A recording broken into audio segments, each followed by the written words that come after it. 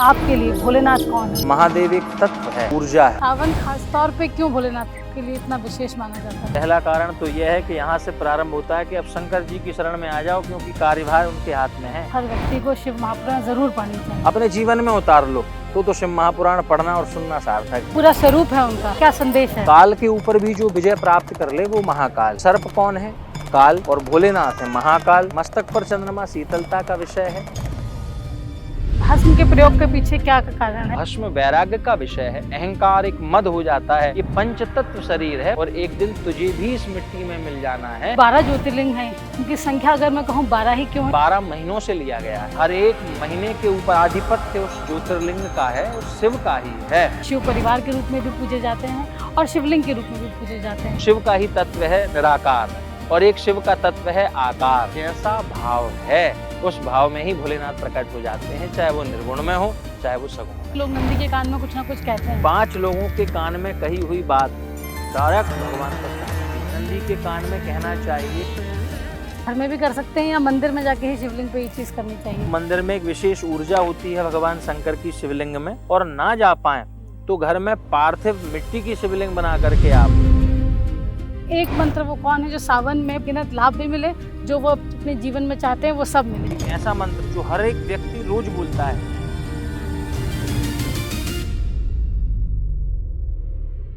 भगवान शिव और उनके शिव तत्व पर बात करने के लिए आज हमारे साथ हैं कथावाचक अतुल कृष्ण जी महाराज। महाराज जी बहुत स्वागत है आपका। बहुत बहुत धन्यवाद। आज हम इस शिव धाम पर मौजूद हैं भोजपुर में, और हम कोशिश करेंगे कि भोलेनाथ के बारे में, शिव के बारे में, शिव तत्व के बारे में अपने दर्शकों को हम इस पॉडकास्ट के जरिए बता पाएँ। तो सबसे पहले तो मैं आपसे यही सवाल करूँगी कि आपके लिए भोलेनाथ कौन है? किस तरीके से आप उन्हें पूछते हैं? क्या आप उनको मानते हैं? देखिए, मेरी विचारधारा के अनुसार अगर मैं कहूँ तो महादेव भगवान शिव केवल एक देवता नहीं है। महादेव एक तत्व है। महादेव एक ऊर्जा है। महा का मतलब जो सबसे महान, और देवता का मतलब जो प्रकाश देता है। महान प्रकाश को जो देता है वो महादेव है। और महादेव केवल देव नहीं, देवों के देव हैं महादेव। आप शिव पुराण कहते हैं, शिव पुराण की कथा कहते हैं, तो आपके हिसाब से शिव पुराण जो है उसकी उत्पत्ति या उसकी रचना का उद्देश्य क्या है? उत्पत्ति शिव महापुराण की मानव को दिशा देने के लिए और मानव की दशा को सुधारने के लिए शिव महापुराण की उत्पत्ति हुई। और शिव महापुराण का उद्देश्य मानव के कल्याण और मानव में जनजागृति ही है, ताकि मानव अपनी रोजमर्रा की जिंदगी को आचरण युक्त जीवन जी सके, ना कि जानवरों जैसा जीवन जिए। अद्भुत जीवन, अद्वितीय जीवन, शुद्ध आचरण जैसा जीवन जिए, ये उद्देश्य है शिव महापुराण की रचना का, जो कि वेदव्यास जी महाराज की लेखनी के द्वारा इसकी रचना हुई है। शिव महापुराण केवल एक शब्द नहीं, शिव महापुराण केवल एक ग्रंथ नहीं है, साक्षात शिव की मूर्ति ही शिव महापुराण है। साक्षात मान लो, ऐसा कह लिया जाए शब्द सरल भाषा में, कि शिव महापुराण शिव ही है। ऐसा कहते हैं कि ज़िंदगी में एक बार हर व्यक्ति को शिव महापुराण ज़रूर पढ़नी चाहिए। तो क्या आपको लगता है, आपका क्या मानना है इस पर? ऐसी क्या उसमें चीज़ें हैं जो आम जीवन में जो लोग हैं उस शिव महापुराण से सीख सकते हैं, अपने जीवन में उतार सकते हैं?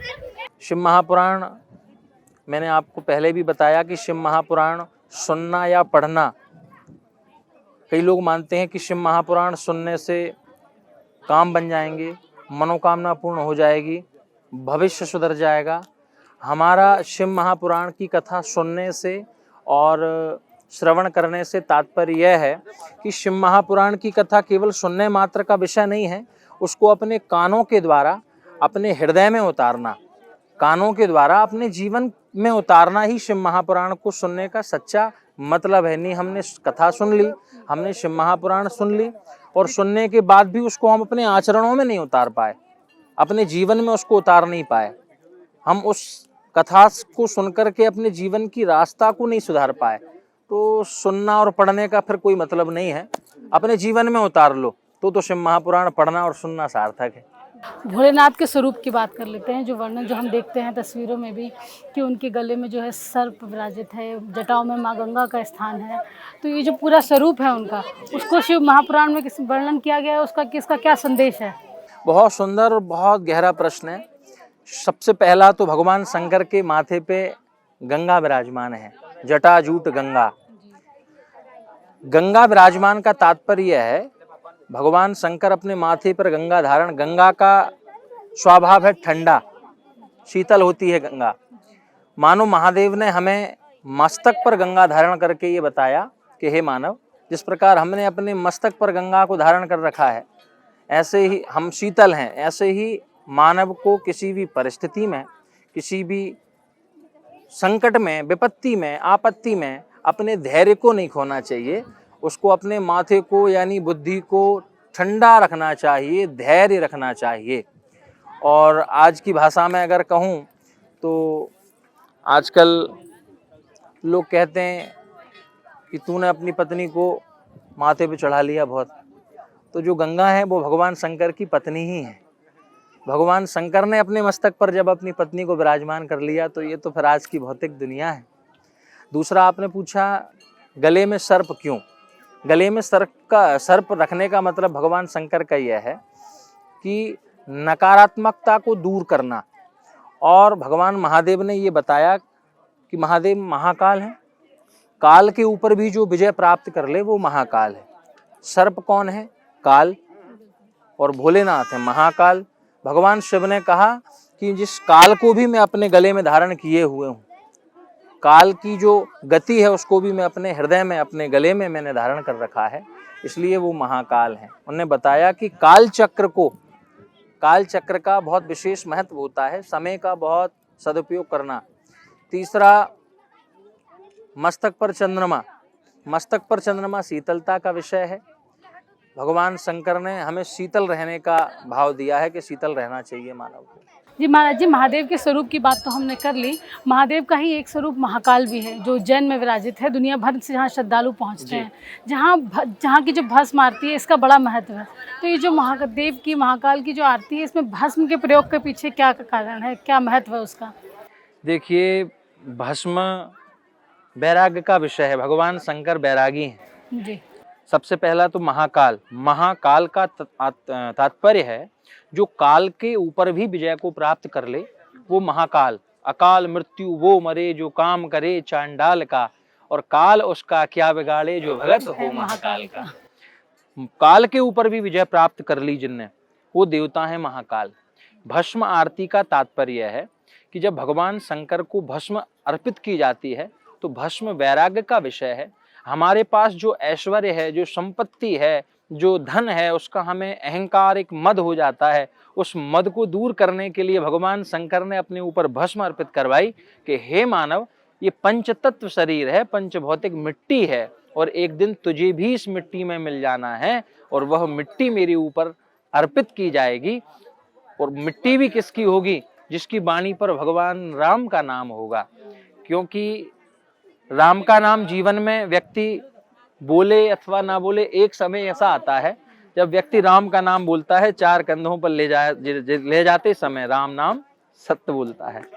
तो भगवान शंकर प्रसन्न होते हैं देख के कि जीवन भर जिसने राम का नाम नहीं लिया, अंत में जिसको ले जाते समय राम का नाम लिया जा रहा है, तो उसकी भस्म को क्यों ना मैं अपने सर पर धारण करूं।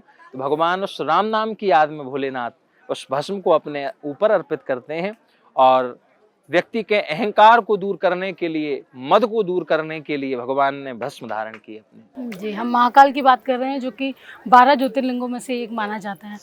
तो ये जो 12 ज्योतिर्लिंग हैं, उनकी संख्या अगर मैं कहूँ 12 ही क्यों है? क्या शिवपुराण में इसका कोई कहीं वर्णन है? शिव महापुराण में भी वर्णन है इसका, और अन्यान्य ब्रह्म वैवर्त पुराण में, स्कंद पुराण में इसका स्पष्ट उल्लेख आता है जगह जगह।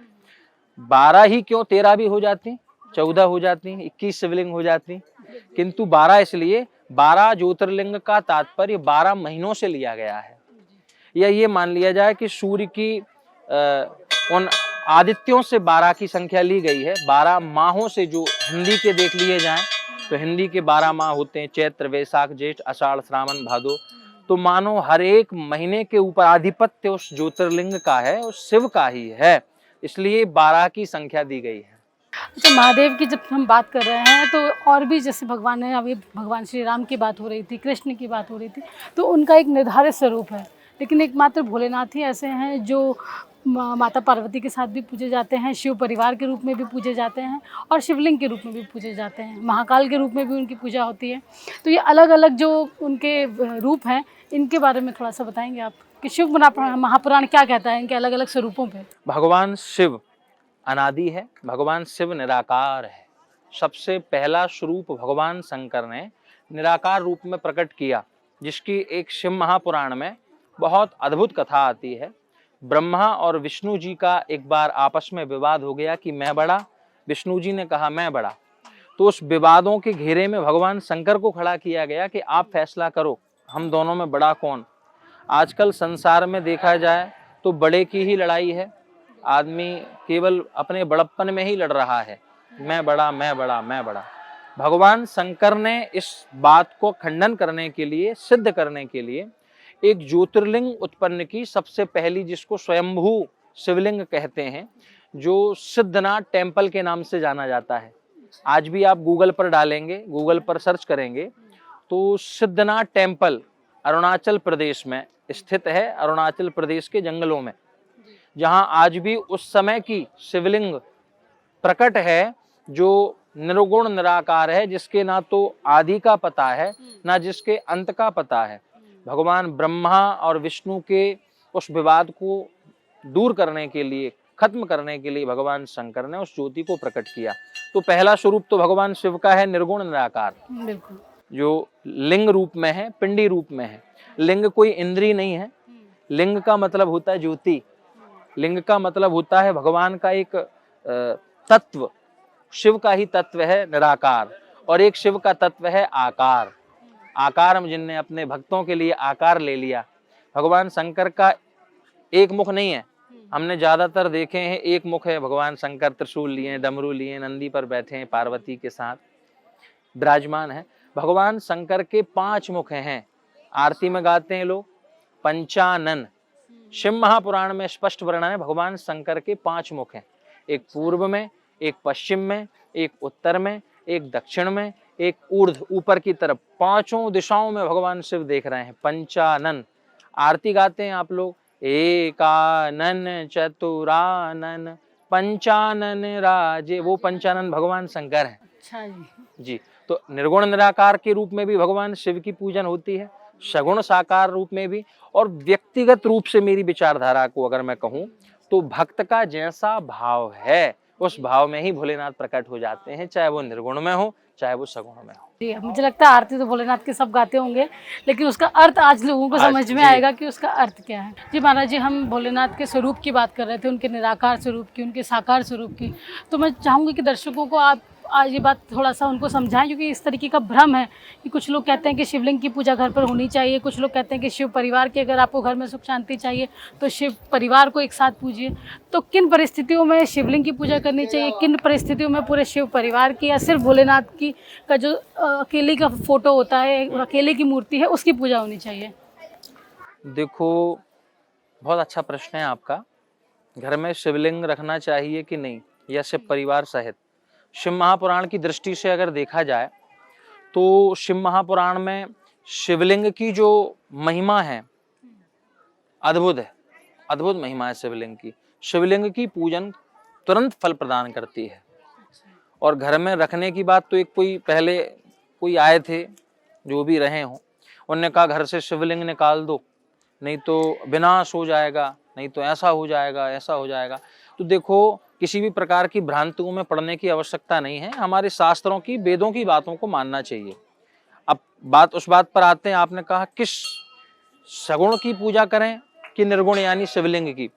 तो सगुण की पूजन करें उसका कुछ अलग फल है, परिवार सहित, पत्नी सहित करेंगे उसका अलग फल है, पुत्रों के साथ करेंगे उसका अलग फल है। गणेश जी बैठे हैं, कार्तिक जी बैठे हैं, भगवान शंकर बैठे हैं, माता पार्वती बैठी हैं, उनकी एक अलग ऊर्जा होती है। किंतु शिवलिंग की पूजन की विशेष महत्वता है, और घर में शिवलिंग रख सकते हैं बिल्कुल, इसमें किसी प्रकार की कोई भ्रांति नहीं पालना चाहिए कि शिवलिंग ना रखें। किंतु एक नियम जरूर है कि शिवलिंग जब रखा जाए तो लिखा है त्यातिष्ठद्दा सांगुलम्मा, इतना बड़ा, यानी 10 उंगल से बड़ा शिवलिंग घर में नहीं रखना चाहिए। अगर 10 उंगल से बड़ा रखेंगे तो उसकी जो ऊर्जा है वो हमारे घर में नहीं संभल पाएगी या सम्मिलित नहीं हो पाएगी, या हम उसको नहीं झेल सकते हैं, क्योंकि शिव एक देव नहीं, शिव एक ऊर्जा है, शिव एक तत्व है। तो 10 उंगल से बड़ी शिवलिंग घर में रखना वर्जित है, 10 उंगल तक रख सकते हैं, ये शिव महापुराण का ही विधान है।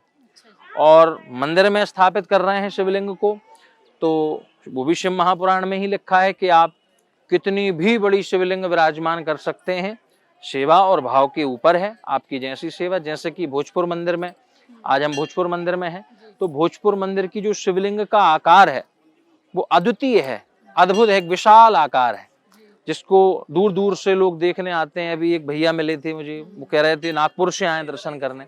तो हमारे भाव के ऊपर है, बाकी शिवलिंग घर में रख के पूजन कर सकते हैं, लेकिन 10 उंगल से बड़ी नहीं।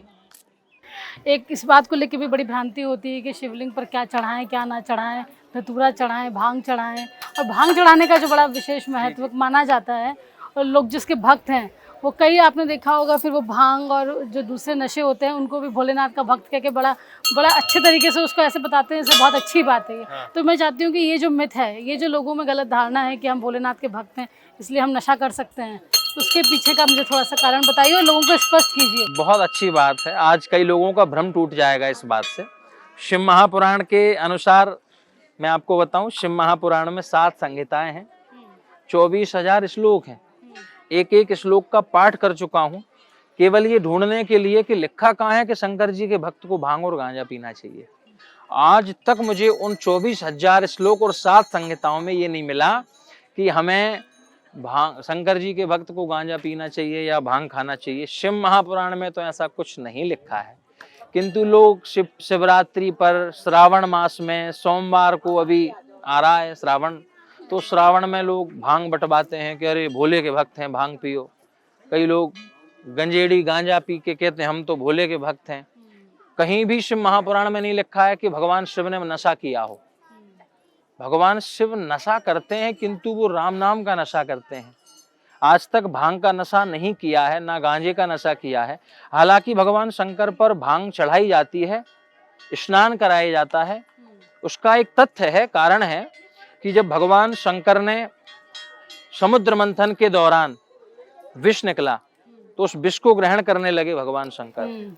तो उस विष को ग्रहण किया तो अंदर राम जी विराजमान थे, बाहर निकालेंगे तो संसार का लय हो जाएगा, विनाश हो जाएगा एक बूंद में। ततः करतली कृत्या व्यापी हाला हलम विषम, भगवान ने उसको हथेली में लिया, पी गए। तो भक्तों का ऐसा भाव है कि भगवान शंकर के कंठ में जब वो जहर चला गया तो नीलकंठ हो गए, और नीलकंठ हो गए तो अब जो जहर एक बूंद अगर पृथ्वी पर पड़ जाता तो पृथ्वी का विनाश होना निश्चित था। किंतु भगवान शंकर ने रक्षा करने के लिए अपने कंठ में धारण करके नीलकंठ हो गए, और तब से ही भक्तों का भाव कि जो भांग होती है वो उसको बोलते हैं ठंडाई, ठंडी होती है, औषधि गुण होता है भांग में ठंडा करने का, ठंडा करती है दिमाग को ठंडा। तो लोग लेपन करने लगे कि भगवान शंकर को जो कष्ट हो रहा है जहर का, वो कष्ट में शीतलता चली जाए, जलन ना हो, इसलिए भांग अर्पित करने लगे। लेकिन लोगों ने उसको नशा का एक विषय बना लिया कि शंकर जी भांग पीते हैं तो हम भी शंकर जी के भक्त हैं, भांग पिएंगे। शंकर जी गांजा पीते हैं, कहीं किसी ग्रंथ में आज तक मेरे पढ़ने में तो नहीं आया है, और आपके चैनल के माध्यम से इस बात का मैं चैलेंज भी कर रहा हूं कि कोई व्यक्ति मुझे 18 पुराण वेद उपनिषदों में ये ढूंढ के बता दे कि भगवान शंकर गंजेड़ी हैं, भगवान शंकर भंगेड़ी हैं, या भगवान शंकर ने किसी प्रकार का कोई नशा किया है। 51,000 रुपए का पुरस्कार मेरी ओर से दिया जाएगा। हाँ, तो अगर आप भोलेनाथ के भक्त हैं तो राम नाम का जाप कीजिए, राम नाम का नशा कीजिए। महाराज जी सीहोर के प्रसिद्ध कथावाचक हैं प्रदीप मिश्रा जी, वो अपनी हर कथा में कहते हैं कि एक लोटा जल हर समस्या का हल। तो क्या शिव महापुराण में या दूसरे किसी पुराणों में एक लोटा जल शिव जी के लिए कहीं कोई वर्णन है इसका? हाँ, वर्णन है, क्योंकि भगवान शंकर जी को जल अधिक प्रिय है।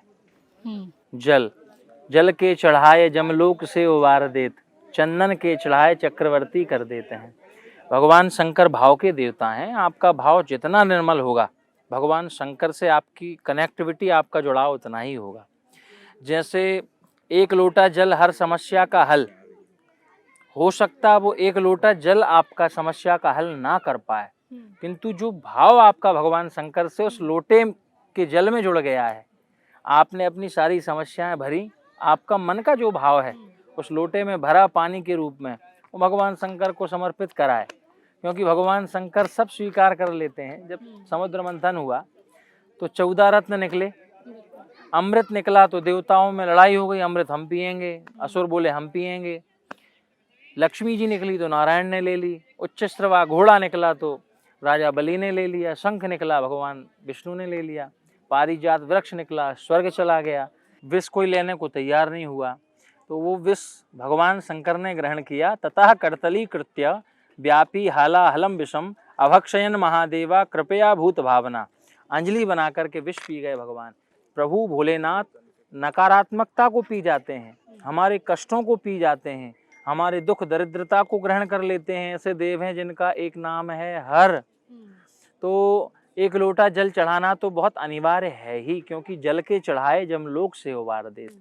किंतु हमारे उस लोटे के जल में हमारे हृदय में भाव कितना है। लोटे में जल तो है किंतु हृदय में भाव, विनम्रता कितनी है, हमारे उनके प्रति हमारे भाव कैसे हैं। हमारी जाकी रही भावना जैसी प्रभु मूरत देखी तिन तैसी।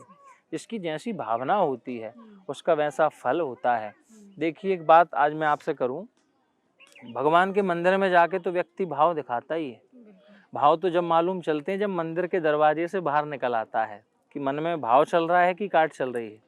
इसलिए भगवान शंकर ने अपने मंदिर के बाहर, क्योंकि मंदिर में तो व्यक्ति सुख संपत्ति घर आवे, सब आपका है, सब सुखी रहें, सब निरोगी रहें, यही मांगता है। और बाहर निकल के काट चलती है व्यक्ति को कि इसका ऐसा क्यों, इसका ऐसा क्यों। तो भगवान शंकर ने मंदिर के बाहर एक सीसीटीवी कैमरा लगा रखा है। इस कैमरे का नाम है नंदी। जी बिल्कुल, मेरा ये सवाल भी आपसे था कि नंदी क्यों विराजित होते हैं। आपने देखा होगा कि भगवान शंकर के गर्भगृह के बाहर ही नंदी विराजमान रहते हैं, गर्भगृह में अंदर नहीं। आप महाकाल चले जाओ, नंदीशाला बाहर है। आप काशी विश्वनाथ चले जाओ, नंदी जी गर्भगृह के बाहर हैं। आप केदारनाथ चले जाओ, नंदी जी बाहर हैं। बाहर इसलिए क्योंकि अंदर तो झूठ बोल ही नहीं सकता व्यक्ति, उसका भाव क्या है वो मालूम अंदर नहीं चलेगा, वो बाहर चलेगा। तो नंदी कैमरा, मानो नंदी को सीसीटीवी कैमरा के रूप में लगा रखा है। लोग नंदी के कान में जा जा के कुछ कहते हैं भोलेनाथ से, क्या कहते हैं वो आज तक मुझे भी नहीं मालूम चला। मैंने भी अक्सर देखा है मंदिरों में कि लोग नंदी के कान में कुछ ना कुछ कहते हैं, तो उसका क्या कारण है, कहीं ऐसा कोई जिक्र है, कहीं इस बारे में कुछ बताया गया है, कोई वर्णन है तो मैं चाहूँगी कि आप बताएं। नंदी के कान में देखो, लोगों को अगर यही मालूम चल जाए कि नंदी के कान में कहना क्या है तो डायरेक्ट भगवान शंकर तक आवाज़ पहुंचती है व्यक्ति की, लेकिन हमें मालूम नहीं है। आज मैं वो बात आपके चैनल के माध्यम से आपके पॉडकास्ट में बताने जा रहा हूँ, जो बात हो सकता है ना आपने सुनी हो ना दर्शकों ने सुनी हो। 5 लोगों के कान में कही हुई बात डायरेक्ट भगवान तक पहुंचती है। सबसे पहला, गौ माता के कान में कही हुई बात। आपको कोई भी कष्ट हो, कोई भी आपके जीवन में दुख हो, आप गौ माता के कान में आप उस बात को कह दीजिए, एक गुड़ और रोटी खिला दीजिए, निश्चित ही आपकी वो आवाज़ परमात्मा तक पहुंचेगी। दूसरा, संत के कान में कही हुई आवाज़, कोई संत हो, कोई महंत, कोई महात्मा हो जो भजनानंदी हो, उनके कान में कही हुई बात भी डायरेक्ट भगवान तक पहुंचती है। तीसरा, शंख के कान में कही हुई बात, शंख में अगर कोई बात कह दी जाए वो भी डायरेक्ट भगवान तक पहुंचती है। चौथा, पतिव्रता स्त्री के कान में कही हुई बात, वो भी डायरेक्ट भगवान तक पहुंचती है, पर हो पतिव्रता। पांचवा, नंदी के कान में कही हुई बात डायरेक्ट भगवान भोलेनाथ तक पहुंचती है, पर कहना क्या है ये ना दर्शकों को मालूम है ना जो कान में कह रहे हैं उनको मालूम है। कहना क्या है, शिव महापुराण के अनुसार अगर बताऊं तो नंदी के कान में ऐसा क्या कह दें कि डायरेक्ट भगवान भोलेनाथ सुन लें। हर व्यक्ति यही चाहता है कि कान में हम कुछ कहें नंदी के तो भगवान शंकर जी सुन लें। कहना क्या है ये मालूम नहीं है। ये लिखा हुआ है शिव महापुराण में, कान में क्या कहना चाहिए। नंदी के कान में कहना चाहिए ओम नमः शिवाय, और अपनी बात फिर भगवान भोलेनाथ तक पहुंचाना चाहिए। निश्चित ही आपकी बात शंकर जी तक पहुंचेगी। किंतु आज के युग में बहू जाती है, वो कहती है सास सुनती नहीं है, सास जाती है, वो कह रही बहू सुनती नहीं है, बहू कह रही है कि सास की मुंह में छाले हो जाएं ताकि बोले ही ना पाए, बहू सास कह रही है बहू की बुद्धि ठीक हो जाए। लेकिन कहना क्या है, ओम नमः शिवाय पंचाक्षर मंत्र 3 बार बोलकर और नंदी के कान में जो भी आप बात बोल दो, निश्चित ही भगवान शंकर तक पहुंचेगी। शिव महापुराण। पंचाक्षरी मंत्र की आपने बात की, ओम नमः शिवाय। तब ओम नमः शिवाय को अगर मैं पूछूं, इसको अगर आप समझाएंगे कि इसका क्या अर्थ है, क्या इसका महत्व बताया गया है, क्या मायने हैं ओम नमः शिवाय के? शिव महापुराण में 2 विशेष उल्लेख आए हैं, एक महामृत्युंजय मंत्र और एक शिव पंचाक्षरी मंत्र। आजकल लौकिक भाषा में श्री शिवाय नमस्तुभ्यम, इसका बहुत ज़्यादा चलन हो गया है। शिव महापुराण की कथा के अंतर्गत मैं इसमें किसी का खंडन नहीं कर रहा हूँ, किसी के ऊपर द्वेषारोपण नहीं कर रहा हूँ। ये शिव महापुराण के शब्द हैं। जो श्री शिवाय नमस्तुभ्यम है, ये मंत्र नहीं है, श्लोक है, जिसमें एक श्लोक में नंदी भगवान शंकर को प्रणाम कर रहे हैं, देवता आकर भगवान शंकर को प्रणाम कर रहे हैं। पूरा श्लोक है श्री शिवाय नमस्तुभ्यम, श्लोक दिया गया है शिव महापुराण में। और शिव पंचाक्षर जो मंत्र है, यही शिव महापुराण का मूल मंत्र है। महामृत्युंजय मंत्र है, ये मृत्यु पर विजय प्राप्त करने का मंत्र है। यानी ऐसा देख लिया जाए, महामृत्युंजय मृत्यु पर विजय प्राप्त करने का मंत्र है और शिव पंचाक्षर मंत्र हमारी दिशा को सुधारने का मंत्र है।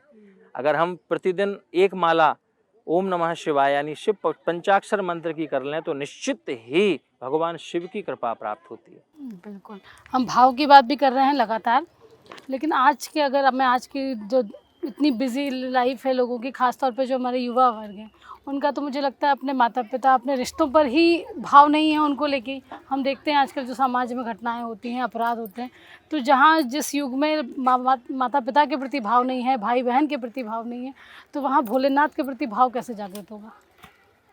चमत्कार, क्योंकि आज की दुनिया में चमत्कार को ही नमस्कार है। आपका पर्चा बन जाए, समझ लो आपने जंग जीत ली। आपका कोई नाम बोल के खड़ा कर दे, मतलब आपने जंग जीत ली। चमत्कार को ही नमस्कार है। जब तक व्यक्ति चमत्कार नहीं देखेगा तब तक व्यक्ति को जुड़ाव नहीं होगा। क्योंकि आजकल कौन किसी को एक लोटा जल भी नहीं चढ़ाना है बिना फायदे के। क्योंकि आपने अभी पूछा था, एक लोटा जल हर समस्या का हल, जल बाद में पहले हल। व्यक्ति को हल चाहिए। मेरा ये कार्य हो जाए, मैं भोलेनाथ को इसलिए जल चढ़ा रहा हूँ। मेरा नौकरी लग जाए, मैं इसलिए जल चढ़ा रहा हूँ। आज विशेषकर मैं एक उपाय बताने जा रहा हूँ इस पॉडकास्ट के माध्यम से, जिससे युवा भी जुड़ पाएं। क्योंकि युवाओं को चाहिए चमत्कार। चमत्कार को ही नमस्कार है। जब तक चमत्कार नहीं होगा वो नहीं जुड़ेंगे, क्योंकि बिना फायदे की दुनिया है। आजकल अपने माता पिता को नहीं देखता है व्यक्ति बिना फायदे के। अगर पिता के पास संपत्ति है तो बेटा, 4 बेटों में से एक बेटा उनकी सेवा करने के लिए रखेगा, और संपत्ति नहीं है तो उनको वृद्धाश्रम जाना पड़ेगा। ये बात वास्तविक सही है, किंतु चमत्कार को ही नमस्कार है। अगर आपको या युवाओं को कनेक्ट करना है तो चमत्कार, जैसे बागेश्वर धाम सरकार धीरेन्द्र शास्त्री जी महाराज, उनने कनेक्ट किया पर्चा के माध्यम से, उनने लोगों को जोड़ा। जबकि उनको पर्चा बना के आपका भविष्य नहीं बताना है, उनको पर्चा बना के आपको राम का बनाना है। लक्ष्य कुछ और है, किंतु नीति इस प्रकार से जोड़ ली उनने। लक्ष्य है कि सबको हनुमान जी का बनाना है, सबको राम जी का बनाना है। प्रदीप मिश्रा जी ने लोटा लेकर के जल लेकर पहुंचा दिया लोगों को। भाव था कनेक्टिविटी के, लोग जुड़ें, लोग मंदिर जाएं। हमारा भाव भी यही है कि हम जब कथाएं करने जाते हैं तो हमारे कथा में 10,000 लोग बैठ रहे हैं, तो उन 10,000 लोगों में से मात्र 10 लोग भी अगर मेरी बात को अपने जीवन में उतार रहे हैं तो हमारा कथा कहना सार्थक है। नहीं तो केवल धन के लोभ के लिए हम कथा करें और मनोरंजन के लिए यजमान कथा कराए, इससे ना तो युवाओं का भला हो पाएगा ना भारत का। हम बात कर रहे हैं, अब हमने उपाय की बात की, भाव की बात की, अब जरा थोड़ा सावन पे बात कर लेते हैं। सावन का महीना शुरू होने वाला है, तो सावन का महीना वैसे तो मुझे लगता है पूरे के पूरे जो 12 महीने हैं, 24 घंटे हैं, ईश्वर की भक्ति के होते हैं। लेकिन ये सावन खास तौर पे क्यों भोलेनाथ के लिए इतना विशेष माना जाता है?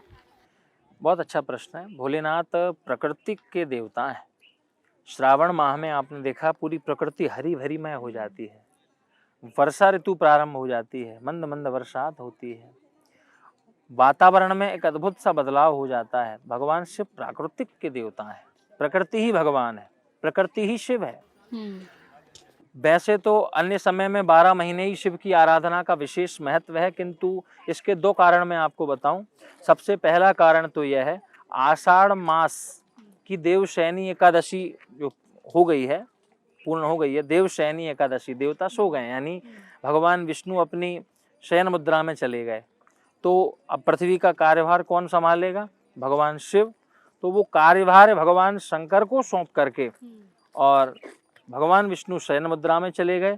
तो अब ये 4 महीने जो चतुर्मास जिसको कहा जाता है, ये 4 महीने अब केवल भोलेनाथ ही बागडोर को संभालेंगे। सबसे पहला कारण तो यह है कि यहाँ से प्रारंभ होता है कि अब शंकर जी की शरण में आ जाओ, क्योंकि कार्यभार उनके हाथ में है। थोड़ा सा उनने उंगली को टेढ़ा किया तो 2 मिनट में संसार का लय हो जाएगा।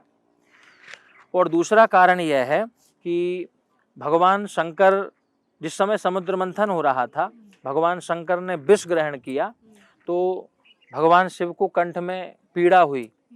तो माता पार्वती ने और सभी देवताओं ने मिलकर के उनके ऊपर जल का अभिषेक करना प्रारंभ किया, जल चढ़ाना प्रारंभ किया। तो जब जल चढ़ाया तो उनको शांति मिली, ठंडक मिली।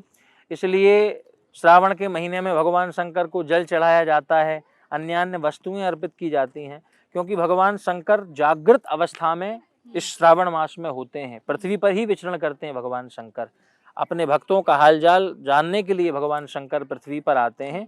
तो एक बार बोला गया ओम नमः शिवाय 1000 गुना फल देता है श्रावण के मास में। एक लोटा जल चढ़ाया हुआ जल आपको एक यज्ञ का फल दे सकता है, किंतु आपके भाव में कितनी शक्ति है, बात यहाँ से। जी, सावन की बात की आपने, सावन में जल चढ़ाने की बात कर रहे हैं हम। तो मैं अगर पूछूं, शिव महापुराण की बात हम लगातार कर रहे हैं, शिव महापुराण में किन किन चीज़ों का वर्णन है कि भोलेनाथ को क्या क्या चीज़ें अर्पित करनी चाहिए और क्या नहीं अर्पित करनी चाहिए? बहुत अच्छा प्रश्न है। शिव महापुराण में भगवान शंकर की पूजा का विशेष रहस्य बताया है। एक बार चिंतन मनन सभी को करना चाहिए। शिव पूजन, भक्ति और पूजन का रहस्य, भगवान शंकर को क्या अर्पित करना चाहिए? सबसे पहला तो भगवान शंकर को अपना मन अर्पित करना चाहिए, क्योंकि लिखा है निर्मल मन जन सो मोहि पावा, मोह कपट छल छिद्र न भावा। भगवान को निर्मल मन प्रिय है। दूसरा, भगवान शंकर को जल बहुत अधिक प्रिय है। जैसे भगवान विष्णु को श्रृंगार बहुत प्रिय है, ठाकुर जी घर में रखते हैं लोग तो उनका श्रृंगार करते हैं। भगवान विष्णु को, कृष्ण को श्रृंगार प्रिय है। माता दुर्गा को अर्चन प्रिय है, कोई भी वस्तु 1000 बार अर्पित करी जाए बहुत प्रसन्न होती हैं। भगवान शंकर को जल बहुत प्रिय है, अभिषेक बहुत प्रिय है। जल के चढ़ाए यमलोक से उबार देत, चंदन के चढ़ाए चक्रवर्ती कर देत है। आपका प्रश्न यह है कि क्या वस्तु चढ़ाना चाहिए? भगवान शंकर को दूध चढ़ाने से संतान प्राप्ति होती है शिव महापुराण के अनुसार। किसी को धन की कामना है कि वो धनवान बन जाए, या उसका रोका हुआ धन आ जाए, या वो लक्ष्मी पुत्र बन जाए, तो गन्ने का रस, श्रावण सोमवार प्रारंभ हो रहे हैं, 5 सोमवार तक लगातार टाइमिंग रहेगी 11:05 से 12:08 तक की ये टाइमिंग है, जिस टाइमिंग में भगवान शंकर कुबेर के साथ बैठे रहते हैं। और गन्ने में लक्ष्मी का वास होता है, मीठा, लक्ष्मी को बहुत प्रिय है। तो अगर गन्ने का रस कोई ले जाकर भगवान शंकर को 5 श्रावण के सोमवार अर्पित करके आए तो उसे विशेष लक्ष्मी की प्राप्ति होती है, उसको धन का लाभ होता है। अगर मैं माफ़ी चाहूँगी, आपको टोक रही हूँ, यहाँ पे लोगों का सवाल मुझे जो लगता है वो ये आएगा कि क्या वो घर में भी कर सकते हैं या मंदिर में जाके ही शिवलिंग पे ये चीज़ करनी चाहिए उन्हें? घर में अगर करें, हाँ बहुत अच्छा प्रश्न है ये भी। अगर आपके घर के नज़दीक मंदिर है तो मंदिर में एक विशेष ऊर्जा होती है भगवान शंकर की शिवलिंग में, क्योंकि एक वहाँ पर प्रॉपर विराजमान है, पूरा सेटअप तैयार है, पूरा सब विराजमान है, देवी देवता और भगवान शिव की शिवलिंग विराजमान है। अगर वहाँ जा पाएँ तो बहुत अच्छी बात है, और ना जा पाएँ तो घर में पार्थिव मिट्टी की शिवलिंग बना करके आप उस पर अर्पित करें। या तो मंदिर जाएं, नर्मदेश्वर को करें, उसका 100 गुना फल है, या अपने घर में पार्थिव शिवलिंग बना करके पूजन करें, उसका 1000 गुना फल है। आजकल लोग शत्रुओं से बहुत परेशान हैं। लोग ये चाहते हैं महाराज जी हम बहुत शत्रु हो गए हैं, हम ये करा दिया वो करा दिया। लोगों की मानसिकता होती है ये, कराने को कोई कुछ नहीं कर सकता, जिसको जाको राखे साइयां मार सके ना कोई। किंतु किसी के अधिक शत्रु हो गए हों, वो भगवान शंकर को सरसों के तेल का दीपक लगाकर और सरसों के तेल से की धारा से अभिषेक करे, तो उससे दो लाभ हैं। एक तो आपकी शनि की कुदृष्टि चल रही हो, वो भी आपकी दूर हो जाएगी। दूसरा, आपके शत्रु भी दूर हो जाएंगे। दूर होने का मतलब शांत हो जाएंगे, आपके सामने साष्टांग हो जाएंगे आपके शत्रु। तीसरा, कुशा। कुशा होता है किसी के घर में पितृदोष हो, किसी के घर में मांगलिक कार्य ना बन रहे हो। सबसे ज्यादा प्रश्न मेरे पास में आते हैं, महाराज जी बच्चे की या बच्ची की शादी में बहुत अड़चन आ रही है, रिश्ते आ रहे हैं, रिश्ते बन नहीं पा रहे हैं, बात यहाँ चाह रहे हैं वहाँ नहीं हो पा रही है। पितृदोष का कारण हो सकता है। मैं अपनी कथा में भी बताता हूँ और आपके आज चैनल के माध्यम से भी भ्रांतियों को स्पष्ट कर दूं। पितृदोष का कारण मांगलिक कार्यों में रोक लगाता है, पितृदोष का कारण अशांति करता है, पितृदोष का कारण घर में रोग लाता है।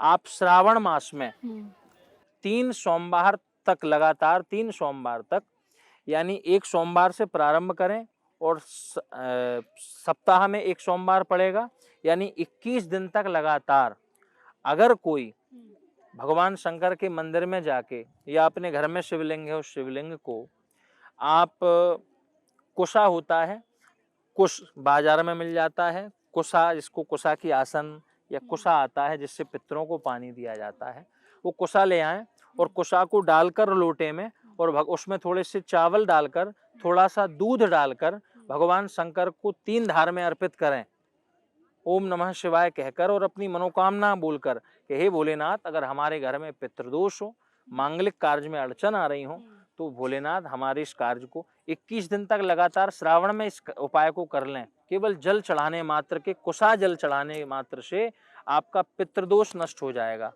जी महाराज जी, उपायों की बात तो हमने कर ली, शिव के पंचाक्षरी मंत्र की भी बात की, महामृत्युंजय मंत्र की भी बात की, लेकिन एक मंत्र वो कौन है जो सावन के पूरे महीने में, जिसे अगर जो भक्त हैं, जो हमारे दर्शक हैं, जिसका जप करें तो उन्हें लाभ, अनगिनत लाभ भी मिले, जो वो अपने जीवन में चाहते हैं वो सब मिले। ये आखिरी सवाल मेरा आपसे है। बहुत अच्छा प्रश्न पूछा आपने। मैं एक ऐसा मंत्र बताने जा रहा हूँ जो हर एक, मैं बोलना चालू करूंगा और लोग बोलने लगेंगे। एक ऐसा मंत्र जो हर एक व्यक्ति रोज बोलता है, अपनी रोजमर्रा की जिंदगी में बोलता है, आरती में। कर्पूर गौरम करुणावतारम संसार सारम भुजगेंद्र हारम। इस मंत्र को हर एक प्रायः 99% लोग बोलते हैं, किंतु ऐसे लोग जो आरती में इसको कपूर का मंत्र मानते हैं कि जब भी ये मंत्र बोला, आरती हुई तो उन्हें कपूर जलाया थाली में और कर्पूर गौरम करुणावतारम। ये कपूर का मंत्र नहीं है, ये भगवान शंकर और माता पार्वती की स्तुति है। कपूर का मंत्र बिल्कुल नहीं है ये। दर्शकों को मैं बिल्कुल इस भ्रम को दूर कर दूं कि ये कपूर का मंत्र नहीं है, ये भगवान शंकर और माता पार्वती की स्तुति का मंत्र है। लिखा है, कर्पूर गौरम करुणावतारम संसार सारम भुजगेंद्र हारम सदा वसंतम हृदयारविंदे भवम भवानी सहितम नमामि। कर्पूर गौरम यानी कर्पूर जैसा इनका गौरवर्ण है, ऐसे हैं भगवान शंकर, बहुत गोरे हैं। करुणावतारम, करुणा के अवतार हैं। कौन है? माँ भगवती पार्वती। संसार सारम, संसार में जो कृपा, अपनी कृपा दृष्टि की ऊर्जा फैला रहे हैं।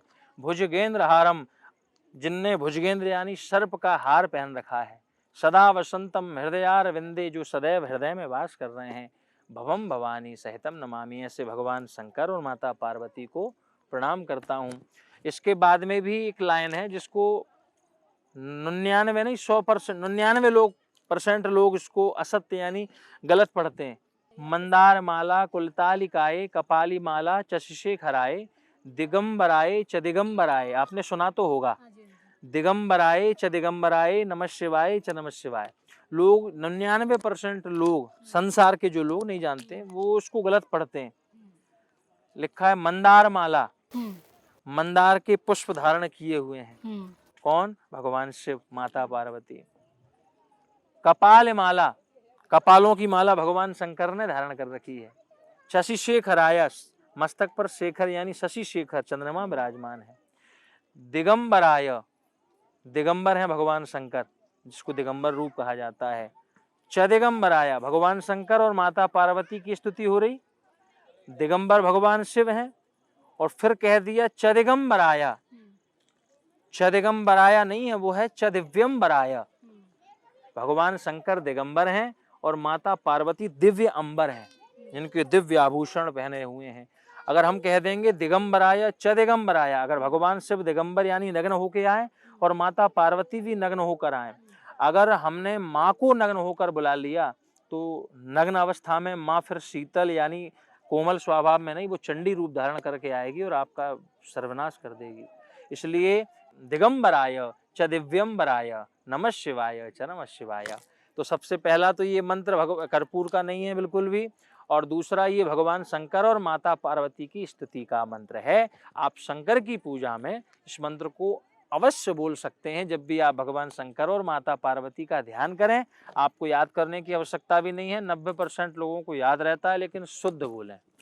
जी महाराज जी, बहुत धन्यवाद। आपने उपाय भी बहुत सारे बताए शिव को लेके, जो शिव महापुराण में क्या क्या बातों का वर्णन किया गया है वो भी आज हमने जाना।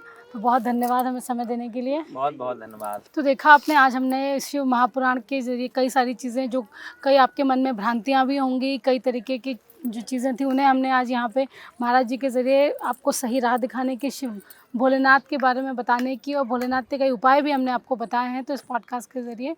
तो आज के इस पॉडकास्ट में इतना ही। नमस्कार।